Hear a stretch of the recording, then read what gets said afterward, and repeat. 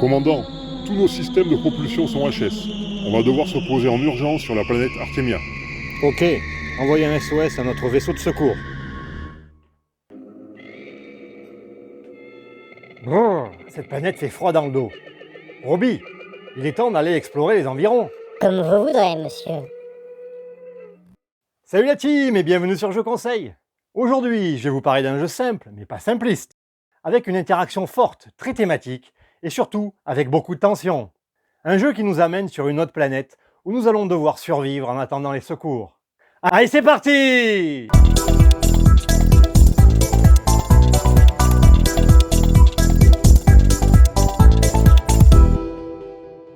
Et ce jeu, c'est Not Alone de l'auteur Ghislain Masson, illustré par Sébastien Quévot et édité en 2016 par Geek Attitude Games.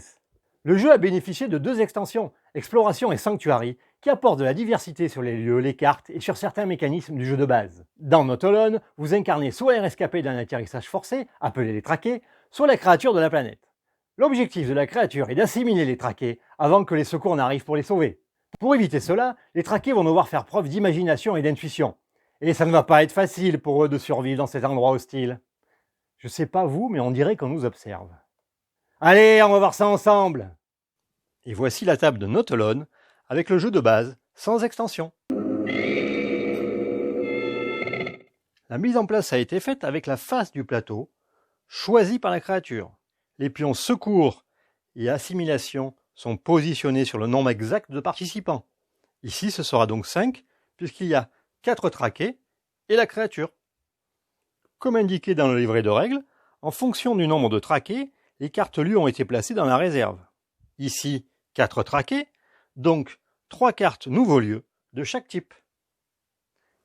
Les 5 cartes lieux de départ ont été données à chaque traqué, on les retrouve ici, les 3 pions volonté, ainsi qu'une carte survie au hasard de la pioche. De son côté, la créature a ses 3 jetons track et pioche 3 cartes track de sa pioche. Comme d'habitude, rappelons quelques points de règle importants.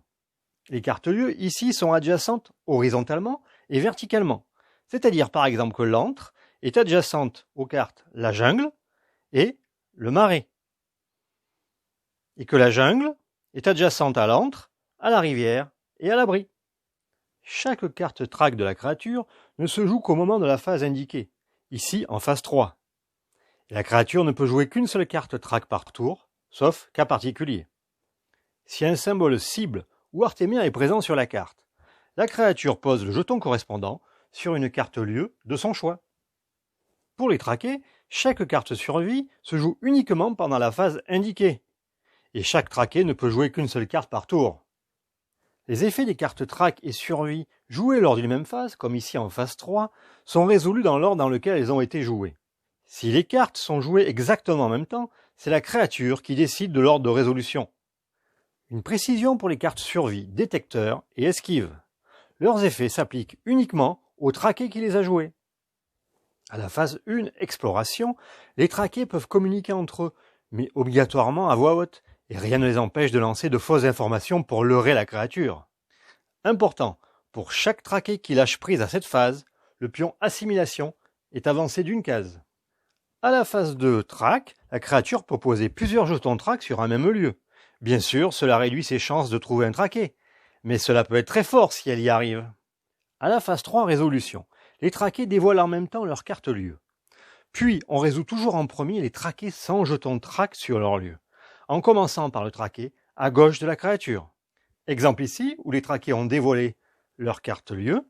Ce traqué s'est fait attraper dans le lieu le rover, et on résout d'abord les traqués sans jetons track sur leur lieu, en commençant, comme je l'ai dit, par le traqué à gauche de la créature.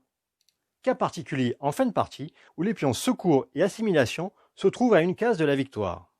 Comme on résout toujours en premier les traqués sans jetons track sur leur lieu, les traqués gagnent puisqu'ils arrivent à activer la plage avant que ce traqué soit attrapé par la créature.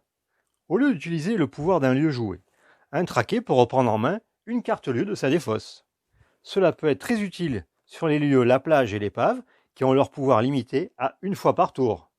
Et attention, si un jeton track, Artemia ou créature ou bien une carte track rend le pouvoir d'un lieu inutilisable, le traqué ne peut pas reprendre de carte lieu de sa défausse. Je rappelle que la carte jouée ce tour n'est pas considérée dans la défausse avant la phase 4 maintenance.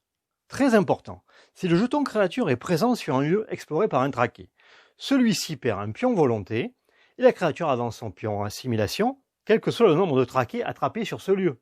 Exemple ici, où 2 traqués sont attrapés par la créature sur le lieu le rover. Ils perdent chacun un pion volonté, mais le pion assimilation n'avance que d'une case.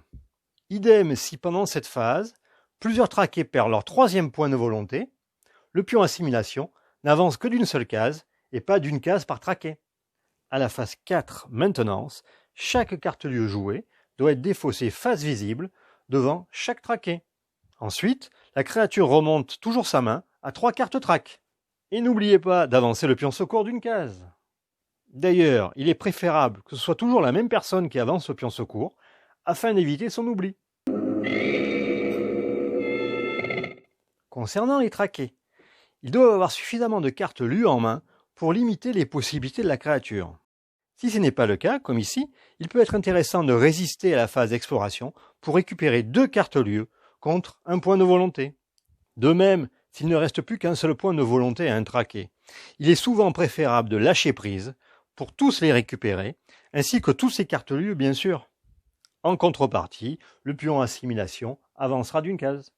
Les cartes survie sont très puissantes, d'où l'importance de récupérer les cartes lieu la source et l'abri pour pouvoir ensuite les jouer. La carte lieu l'épave est une épée de Damoclès sur la créature. Elle se sentira presque obligée de surveiller ce lieu à chaque tour tant que cette carte ne sera pas jouée. Les traqués devront en profiter pour jouer d'autres lieux pendant ce temps. La carte artefact est difficile à jouer car elle double les chances d'un traqué d'être attrapé. Il est préférable de la jouer lorsqu'un traqué a toutes ses cartes lieu en main. Et un dernier conseil pour les traqués, mélangez vos cartes lieu dans votre main, histoire que la créature ne puisse pas voir exactement quel lieu vous allez jouer. Le temps joue contre la créature. Elle doit toujours penser à regarder les cartes lieu défaussées pour en déduire les possibilités restantes. Si possible, elle doit également se rappeler qui a pris quoi comme lieu nouveau. Une bonne stratégie de départ est de tenter de limiter l'accès au lieu rover, mais sans être trop prédictible, sinon les traqués en profiteront pour aller sur l'antre ou la plage par exemple. Pour cela, les cartes track, champ de force et mirage sont très efficaces. Et ne pas sous-estimer la carte lieu la rivière qui est souvent jouée en début de partie. La meilleure configuration est de 4 ou 5 personnes. Cela donnera une très bonne dynamique à vos parties. Mais les autres configurations fonctionnent bien également. À noter qu'à 2 ou à 3, le jeu devient très tactique, et à 6 ou 7, la créature aura tendance à se concentrer sur le traqué, ayant le moins de pions volonté et de cartes en main par exemple. Pour finir, je mettrai un lien dans la description de la vidéo pour une variante solo, où vous pourrez jouer un traqué contre la créature. Et pour plus de plaisir, pensez à jouer avec une musique d'ambiance. Cela rendra vos parties encore plus immersives. Voilà, ce que j'aime dans Autolone, c'est ce côté bluff et déduction qu'il va falloir user et jouer tout au long de la partie. On appelle aussi guessing et double guessing en anglais. Vous savez le « je sais que tu sais que je sais ». Le jeu est de type asymétrique, c'est-à-dire que chaque camp ne joue pas de la même façon. D'ailleurs, il est très intéressant de voir que jouer la créature puis les traquer permet de mieux percevoir les coups et les bluffs possibles sur les parties suivantes. Et ne vous étonnez pas si la créature gagne à votre première partie. En effet, jouer les traqués demande davantage de cohésion de groupe, et cela s'apprend avec l'expérience. Ah, j'entends la navette de secours. Allez, on embarque, et à bientôt sur Je Conseille.